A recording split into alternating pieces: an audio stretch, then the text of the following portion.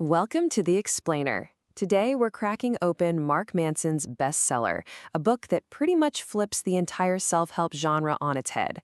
The whole idea is that the secret to a good life isn't about caring more, it's about caring a whole lot smarter. So let's dive in. Okay, let's start with something I'm willing to bet you felt before. You know that feeling when you get anxious, and then you start feeling anxious about being anxious? Or you get angry, and then you get angry at yourself for being angry. It's a real mess. Mark Manson gives this a name. He calls it the feedback loop from hell. And it's this really weird quirk of being human, right? We're maybe the only creatures that can have thoughts about our own thoughts. And we get stuck in this loop, judging our own feelings, which just makes everything feel 10 times worse. And this leads us to a really mind-bending idea from the philosopher Alan Watts. He called it the backwards law. Basically, the more you desperately chase feeling good, the more you just remind yourself that you don't. It's a paradox, and it's what keeps so many of us completely stuck. So, if chasing positivity is actually the problem, then what in the world is the solution? Well, it's not about becoming some cold, indifferent robot. It's about making a huge shift in what you choose to actually care about. See, this is this subtle art. It is not about apathy. It's about being incredibly selective. It's about saving your energy, what Manson, famously calls your fucks, for only the things that are genuinely worthy of them. It's really about choosing your battles. Manson's take is that struggle and pain are actually useful. They're biologically useful. They push us to change. And to make this point, he invents this kind of hilarious superhero, the disappointment panda. And his only power is to just show up and tell people the harsh truths they really need to hear. And this is really the heart of the whole book. The goal isn't to have a life with zero problems. That's impossible. The goal is to find better problems. Happiness, according to Manson, isn't something that just happens to you. It's an activity. It comes from the process of solving the problems you've chosen to take on. All right, so this idea builds right on top of the last one.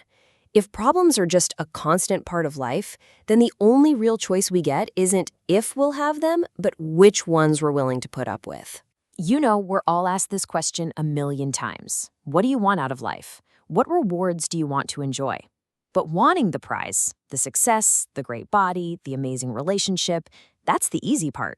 Everybody wants that. It doesn't really tell you anything meaningful. Now, this is the question that actually matters. What struggle are you willing to endure? What pain do you want to sustain? Because that's what truly defines you. If you can enjoy the struggle of the gym, you get the great body. If you can embrace the pain of staring at a blank page, you get to be a writer. The struggle is the whole game. To really see how this works in the real world, let's look at a tale of two musicians. Both of them got kicked out of their bands right before they became massively famous. Same exact problem, but they chose totally different ways to measure their lives from that point on. So you have Dave Mustaine, who got kicked out of Metallica. He went on to form Megadeth, sold 25 million albums, a huge success. But he measured himself against Metallica's even bigger success and felt like a failure. Then you have Pete Best, the original drummer for the Beatles. He got kicked out too, but eventually he changed his values.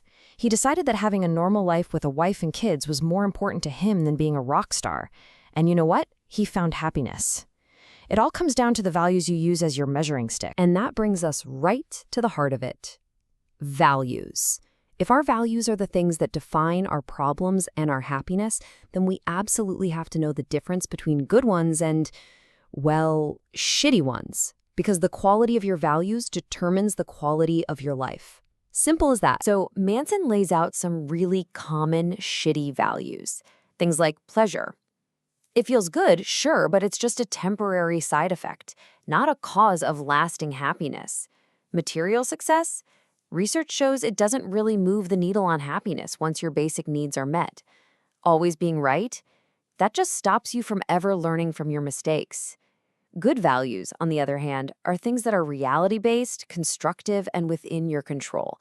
Think honesty, creativity, humility, that kind of stuff. Okay, so how do we actually do this? How do we live by these better values?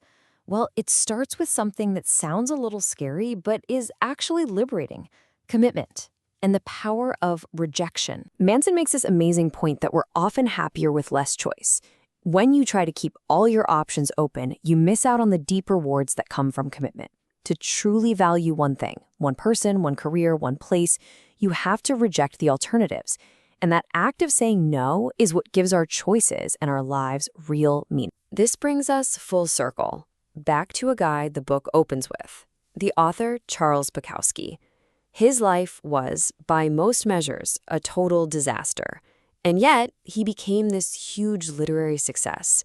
And on his tombstone, there's this really strange piece of advice: don't try. Now, that doesn't mean just give up and do nothing. Not at all. What it meant for Bukowski was that his success came because he was brutally, unflinchingly comfortable with himself as a failure. He accepted who he was, warts and all, and he wrote about it with shocking honesty. He wasn't trying to be a winner. He was just being Bukowski. And in the end, that's the question the book leaves us with. It's about being deliberate. It's about looking at your life and deciding what you truly choose to care about. Because when you start giving better fucks, you get better problems. And when you get better problems, well, you get a better life. So what's truly worth it for you?